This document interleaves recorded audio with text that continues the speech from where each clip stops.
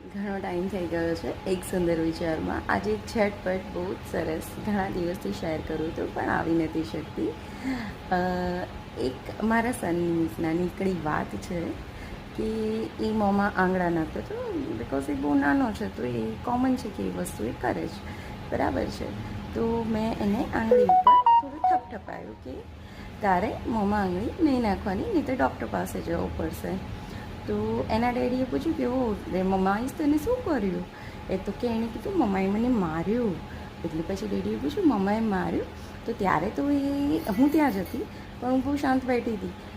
પછી એ વખતે એને પૂછ્યું તો કીધું હા મને માર્યું મમ્માએ મને ગાલ ઉપર માર્યું.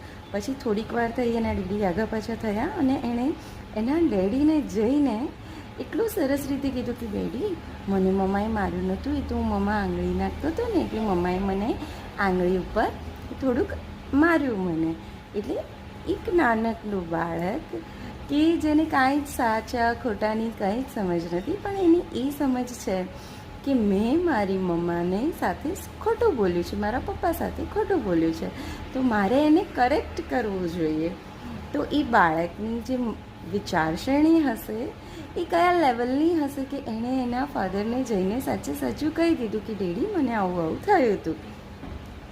આમાં વાત એટલી જ છે કે બાળક એ વખતે શાયદ એના ડેડીએ પૂછ્યું હશે તો કંઈક ડઘાઈ ગયું હશે કે એને નહીં બોલી શક્યો હોય પણ પછી તરત એને સ્ટ્રાઇક થઈ કે ઓ આ તો બેડ મેનર્સ કહેવાય, આ તો ખોટી વાત છે.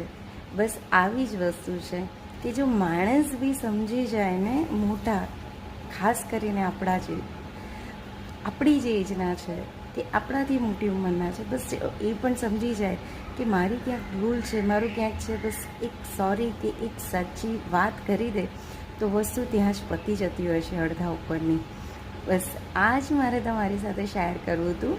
પણ છે બહુ એક સરસ નાના બાળકે એક સુંદર વિચાર કરીને એક સુંદર એની થોટ હતી જે એના પિતા સાથે શેર કરી છે. Right, bye, stay tune. ફરીથી મળીશું આવા જ નવા વિચારો સાથે, નાની નાની ઘટનાઓ સાથે અને તમારા સાથે શેર કરતી રહીશ.